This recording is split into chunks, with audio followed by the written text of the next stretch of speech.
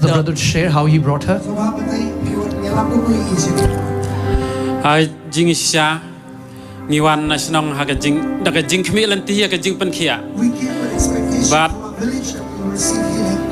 But they naga jing yalam lanti ka jonga ayathu khana sapanga nega jing pankhia. I told the lady about this meeting, about healings is happening here. But da ka jing kemen I ong ngarung akwa ka jing pankhia. She said with joy, I also want to receive healing. But iladon ka jing pang khatsan snem. She has sickness for 15 years. Ba imla bhaban ya. She couldn't walk properly. She couldn't walk properly. Okay. Ki don la se ki thit ki jaw ki batte. Her nerves probably were tied up. She couldn't walk properly. But they naga How did you bring her? Iwan ra kumno pan im takamit chingene jaka iwan kumno. Dangi biswiya but lanengi sudo. We had to support her, help her to bring her here. Okay. And what happened tonight? Kachayu mentakamit batay kata.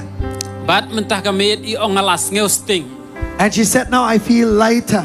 And she can walk on her own now. But can you tell her to walk on her own? Yeah.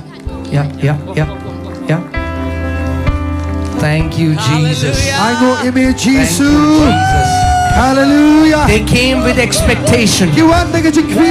Amen. Jesus has healed this precious woman. Thank you, Lord Jesus. Amen. Hallelujah.